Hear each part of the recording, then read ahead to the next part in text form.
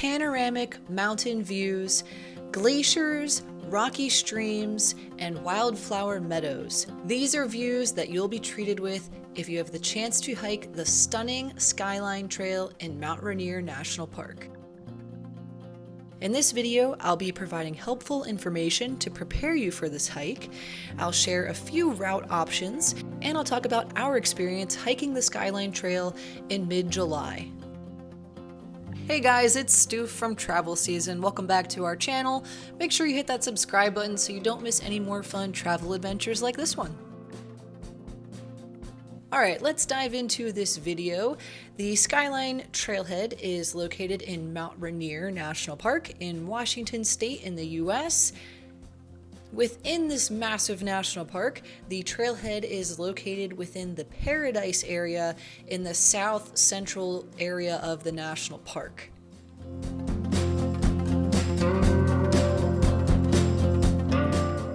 Before I talk about the different options for hiking the Skyline Trail, I want to briefly mention that Mount Rainier National Park gets a ton of snow, particularly in the Paradise area. On average, they receive over 50 feet of snow per year. They plow those roads so that you can get up to the Paradise area, check out the Henry M. Jackson Memorial Visitor Center, and spend some time hiking and enjoying the beautiful meadows in the area as the snow melts. With that in mind, we hiked this trail in mid-July and we still had to hike over lots of snow. In some sections, the snow was starting to cave in from the warmer temperatures, so be very careful hiking this trail. Make sure you're prepared for hiking on snow. There are a few different options for snow cleats you can take with you that strap onto your hiking boots and different things like that. Alright, now let's look at several route options. In this video, I put together 5 different route options for you guys, starting with an easy option and ending with the more strenuous option for hiking the Skyline Trail. The first option is the easiest of them all. This is the Skyline Trail to Myrtle Falls and back. To start this trail, you'll begin at that upper parking lot in Paradise. You'll start to go up a couple flights of stairs, and then you'll see a little brown wooden sign that says go right to Myrtle Falls or continue straight on the Skyline Trail. You're going to go right to Myrtle Falls, where you'll follow this paved path. This is an out and back option that is just under 1 mile and about 150 elevation gain.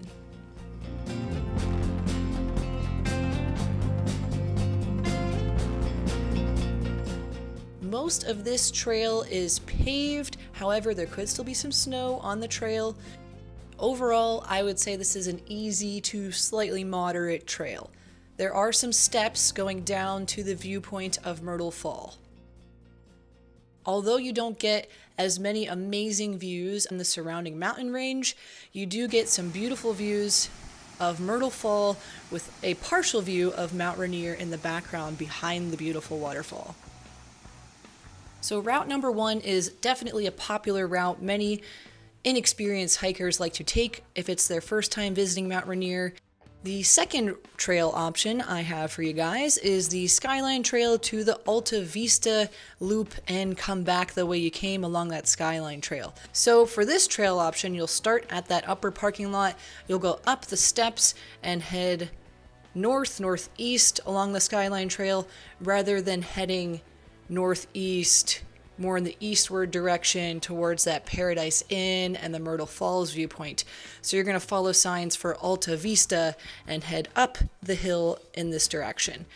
This is another easy to moderate hike. I'd say it's a little more on the moderate side because you do have over 550 feet elevation gain.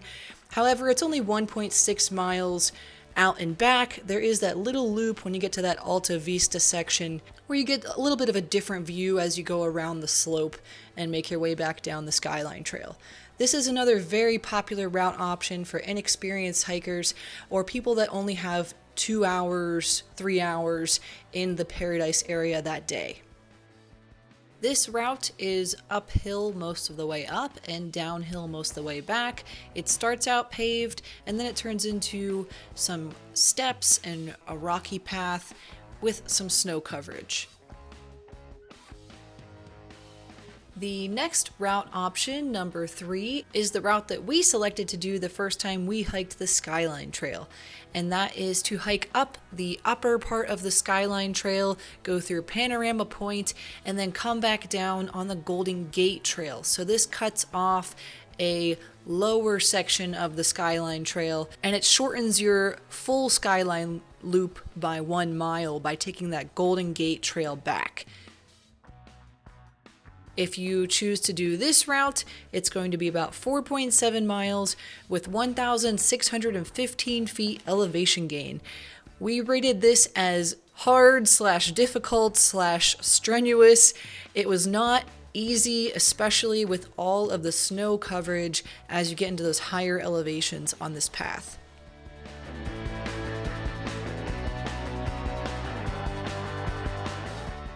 To hike the Skyline Trail and come back on the Golden Gate Trail, you start with the same route as option 2 from the upper parking lot, head up the steps and up the hill, hiking towards Mount Rainier. You'll start on that paved path, get off the paved path into like a rocky path, going over some snow. You'll pass that Ulta Vista section, and then you'll loop around and get on this little cliff edge for a bit to make your way up to Panorama Point. If you are a physically capable, experienced hiker who enjoys mountain views, I highly recommend taking route option 3, the Skyline Trail, and coming back on that Golden Gate Trail. The Skyline Trail going all the way up to Panorama Point will offer so many more views of Mount Rainier as you get closer to it. You can see the glaciers coming down the mountain. You can see waterfalls coming off of rocky cliff sides, some mountain streams trickling down along the side of your pathway. You'll get to see more types of wildflowers. And as you continue to climb higher in elevation, your views of the surrounding mountain ridges become so much more obvious. You can see Mount Hood, Mount Adams, and Mount St. Helens.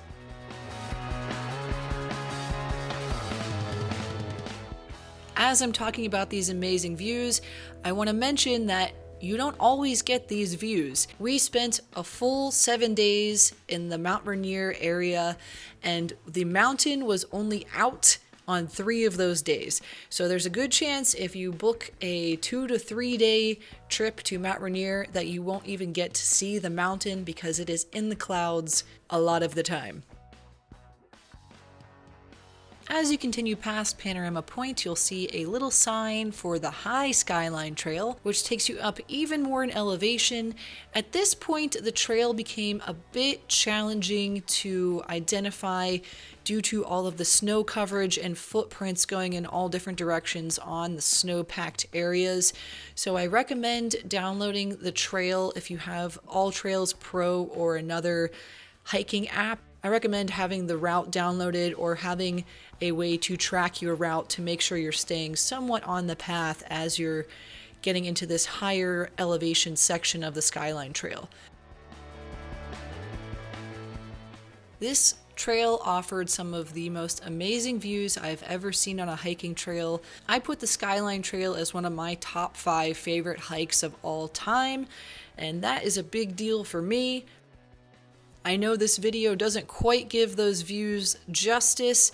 There's no way to describe how amazing Mount Rainier is unless you go see it in person. So if you are planning a trip there, I hope you have an amazing time because it is magical. Hello. Hiking in Mount Rainier. Woo!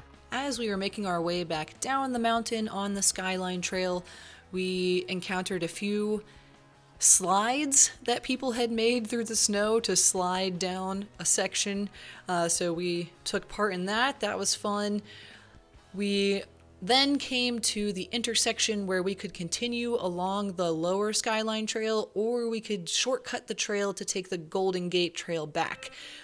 Because it took us an hour longer than we anticipated, we decided to take the Golden Gate shortcut back, and I am so glad we did. The Golden Gate Trail was literally heaven on earth for me.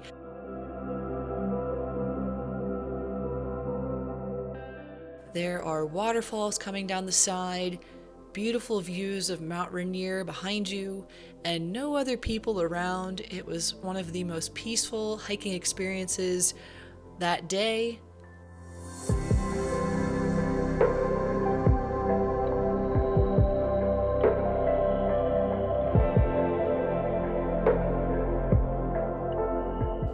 And the Golden Gate Trail connected right back down near Myrtle Falls. So from that point, we headed over to Myrtle Falls, took some pictures there of the waterfall, and then headed back to our vehicle at the Paradise parking lot. The next two trail route options, I can't give you a full recommendation on because we did not do the lower section of the Skyline Trail when we visited Mount Rainier. That being said, option number 4 takes you to Myrtle Falls, so following that first part of option 1 and then continuing on that Golden Gate Trail, going up in elevation and then making a right at the intersection with the Skyline Trail to do the lower part of the Skyline Trail, where you'll have more views of meadows and waterfalls, and then you'll just follow that lower Skyline Trail all the way back to Myrtle Falls, where you'll make your way back to the Paradise parking area. Option 5 is the most strenuous of all the trail route options I gave you today, and that's because it has a little bit of all of these trail route options that I gave you guys. It is the full 5.7 mile loop, the full upper and lower Skyline Trail, so you'll get to see option 1's Myrtle Falls, you'll get to see option 2's Ulta Vista, you'll get to see option 3's Panorama Point. The only thing you'll miss by doing the full Skyline loop is the Golden Gate Trail section of the hike. You could add that on if you want to, and I would recommend it if you're physically capable, because that little section of the hike was truly beautiful. As I mentioned, the full Skyline loop is the most strenuous option with 1,770 feet elevation gain. The next closest option would be route number 3, which had 1,600 feet elevation gain, so this has a bit more elevation gain than that. In addition to these Skyline route options, there are more trails and things to do at this main Paradise area. There is the Nisqually Vista Trail, which is a popular hiking trail, only 1.2 miles. And there is the Henry M. Jackson Memorial Visitor Center, Mount Rainier's main visitor center. There are rangers inside to answer questions for you and help you plan your time in Mount Rainier. There are also restrooms if you need to use them.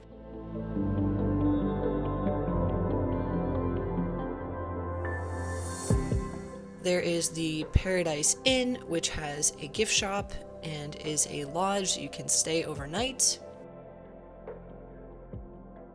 And it looks like the road to the Paradise parking area is open sometimes in the winter months and is a popular skiing and sledding and snowboarding area. Make sure you check the road status page of Mount Rainier National Park to confirm this area is open on the day you're hoping to visit.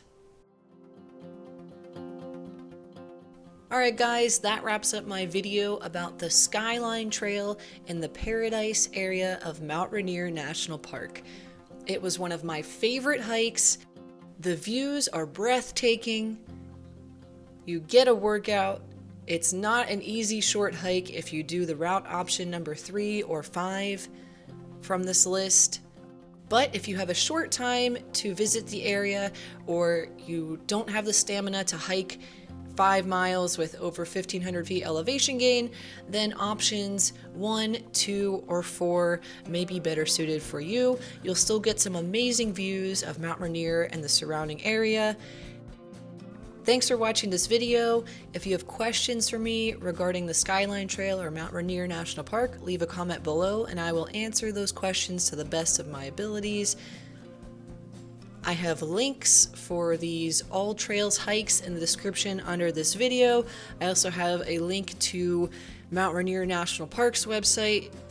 There is a lot more helpful information from the National Park Service on their website. I plan to make more videos about Mount Rainier National Park in the near future, so hit that subscribe button so you don't miss out on those. I will also have links for those videos in the description under this video when they are available. Have a wonderful day. If you're planning your own trip to Mount Rainier, I hope you have an amazing time. It very quickly became one of my favorite national parks, and I'm sure it will for you as well. Hopefully you get to see the mountain, and hopefully you have a safe, happy journey. Thanks for watching, guys. Have a great day, and happy travels!